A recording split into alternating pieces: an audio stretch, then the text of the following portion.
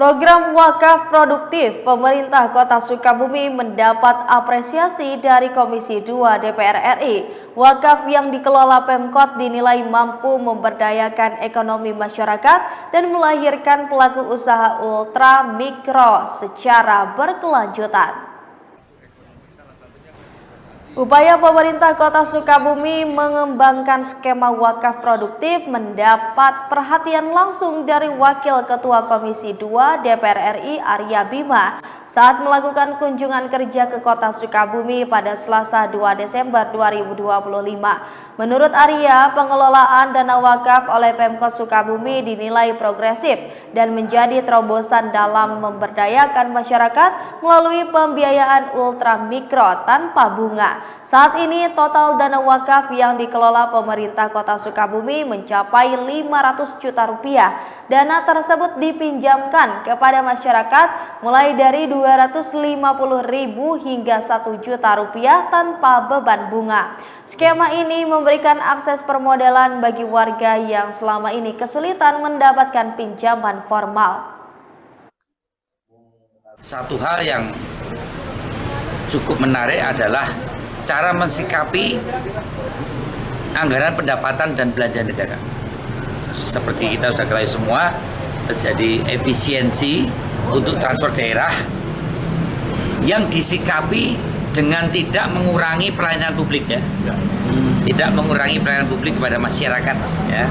Bahkan ada langkah-langkah terobosan misalnya untuk mengempowering pemberdayaan UMKM ya, ada pra UMKM lewat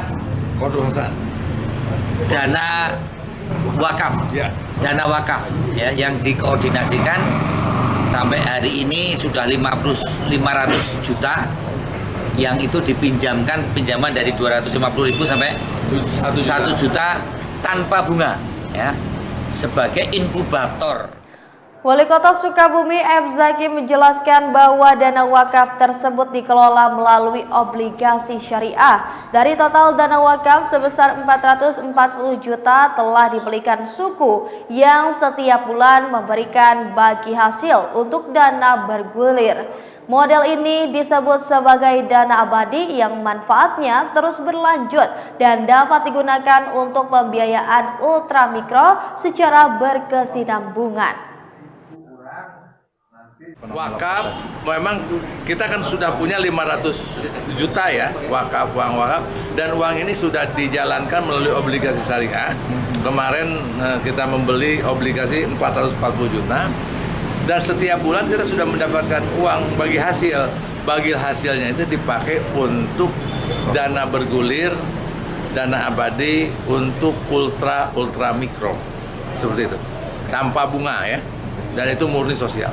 Dan itu diapresiasi oleh Komisi 2. Kunjungan Komisi 2 DPR RI ke Sukabumi juga dimanfaatkan untuk berdiskusi dengan seluruh SKPD terkait berbagai isu pemerintahan. Wali Kota menyebutkan kehadiran DPR memberikan dorongan strategis bagi Pemkot Sukabumi untuk terus memperluas program inovatif yang bermanfaat bagi masyarakat. Dari Kota Sukabumi, Sofan Julpikar, Tim Liputan MGS TV melaporkan.